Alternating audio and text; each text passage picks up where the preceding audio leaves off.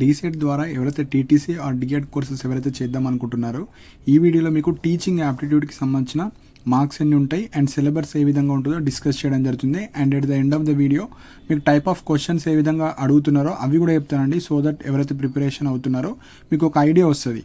So teaching యాప్టిట్యూడ్కి సంబంధించిన 5 questions అడుగుతారు, 5 marks ఉంటాయి. సో ఓన్లీ 5 క్వశ్చన్స్ అడుగుతారు. సో ఇప్పుడు మనకు సిలబస్లో ఎలాంటి టాపిక్స్ నుంచి మనకు క్వశ్చన్స్ అడగడం జరుగుతుందో డీటెయిల్గా ఎక్స్ప్లెయిన్ చేస్తాను. మనకు డీసెట్ నోటిఫికేషన్లో కూడా ఎక్కడ కూడా డీటెయిల్ నోటిఫికేషన్లో సిలబస్ ఉండదు డీటెయిల్గా, జస్ట్ టీచింగ్ యాప్టిట్యూడ్ అని ఉంటుంది అంతే. కాకపోతే ఈ కాన్సెప్ట్స్ నుంచే మనకైతే క్వశ్చన్స్ రావడం అయితే జరుగుతుంది. సో ఫస్ట్ కాన్సెప్ట్ వచ్చేసి మనకు టీచింగ్.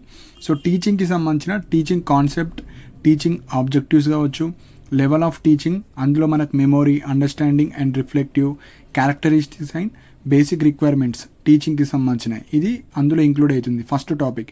సెకండ్ వచ్చేసి లెర్నర్స్ క్యారెక్టరిస్టిక్స్, సో స్టూడెంట్కి సంబంధించినవి. సో ఇక్కడ characteristics of adolescence and adult learners, ఇందులో వచ్చేసి మనకు academic, social, emotional, cognitive and ఇక్కడ ఇండివిజువల్ డిఫరెన్స్. సో ఇవన్నీ మనకు స్టూడెంట్కి సంబంధించినవి, అంటే పిల్లల గురించి. థర్డ్ వచ్చేసి factors affecting teaching related to teacher. So ఇక్కడ వచ్చేసి మనకు లెర్నర్, సపోర్ట్ మెటీరియల్ కావచ్చు, ఇన్స్ట్రక్షనల్ ఫెసిలిటీస్, మనకు లెర్నింగ్ ఎన్వైర్న్మెంట్ కావచ్చు, ఇన్స్టిట్యూషన్ కావచ్చు, ఏమేం ఫ్యాక్టర్స్ ఇన్ఫ్లుయెన్స్ చేస్తాయి టీచింగ్ చెప్పడానికి, టీచర్, స్టూడెంట్, అక్కడ ఫ్యాక్టర్స్ ఎలాంటి ఎఫెక్ట్ అవుతుంది దానికి సంబంధించినవి అన్నీ ఉంటాయి. నెక్స్ట్ ఫోర్త్ వన్ వచ్చేసి methods of teaching in institution of higher learning. So ఇక్కడ మనకు teacher centred versus learner centred methods గురించి, ఆఫ్లైన్ వర్సెస్ ఆన్లైన్ మెథడ్స్ గురించి బేసిక్ క్వశ్చన్స్ అడుగుతారండి. మనం చదవకపోయినా, ఈ టాపిక్స్ మనకు తెలియకపోయినా అక్కడ అడిగే క్వశ్చన్స్ బట్టి మనము ఈజీగా ఆన్సర్ అయితే చేసుకోవచ్చు. ఒక 1 or 2 టాపిక్స్ మాత్రం చదువుకొని వెళ్ళాలి. ఫిఫ్త్ వచ్చేసి teaching support system, traditional, modern, ICT based. So ఇప్పుడు అంతా టెక్నాలజీ వచ్చింది కాబట్టి ఇన్ఫర్మేషన్ కమ్యూనికేషన్ టెక్నాలజీ ఎలా యూజ్ చేస్తారు వాటి గురించి కొన్ని. నెక్స్ట్ ఎవాల్యుయేషన్ సిస్టమ్, అసెస్మెంట్ కావచ్చు, వాటి గురించి కొన్ని అడుగుతారు. ఇక్కడ మెయిన్ పాయింట్ వచ్చేసి ఎన్ఈపి 2020 అండి, నేషనల్ ఎడ్యుకేషన్ పాలసీ 2020లో గైడ్లైన్స్ కావచ్చు, ఎలాంటి ఇన్ఫర్మేషన్ కావచ్చు, కంప్లీట్గా ఇది చదువుకొని వెళ్ళండి. ఇవి చదవకపోయినా పర్లేదు, ఇవి కొన్ని బేసిక్ క్వశ్చన్స్ అడుగుతారు. మనము జస్ట్ క్వశ్చన్ తెలిస్తే మనకు ఆ ఆప్షన్స్ నుంచి మనం ఆన్సర్ ఈజీగా చేసుకోవచ్చు.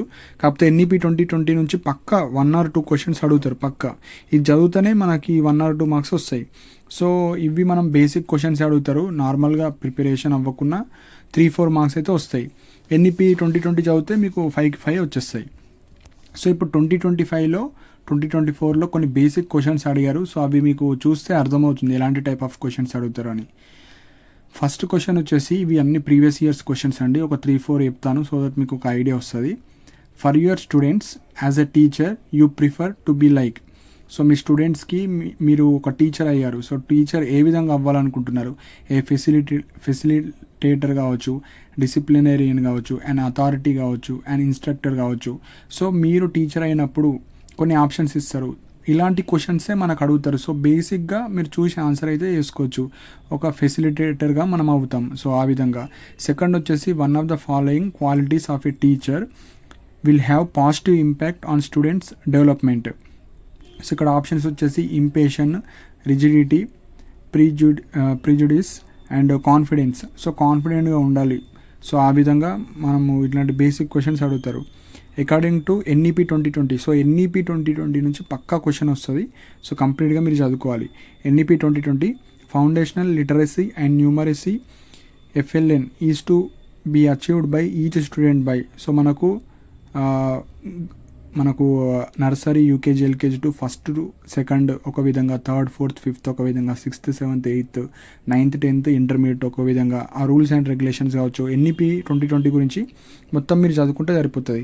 నెక్స్ట్ ఇట్లాంటి కొన్ని ఎక్స్పాండ్, సిబిఎస్ఈ కావచ్చు, ఐసిఐసి కావచ్చు, ఇలాంటి బేసిక్ మనకు డైలీ లైఫ్లో యూజ్ చేసేటి అన్నీ అలాంటివి అడుగుతారు. Next one of the following should not be a quality of a teacher. So టీచర్కి సంబంధించిన క్వాలిటీస్ ఇచ్చారు. అందులో టీచర్ది క్వాలిటీ కానిది ఏందో అడుగుతున్నారు. రీసెర్చర్ కావచ్చు, లీడర్ కావచ్చు, లోనర్, మోటివేటర్. సో ఇలాంటివి.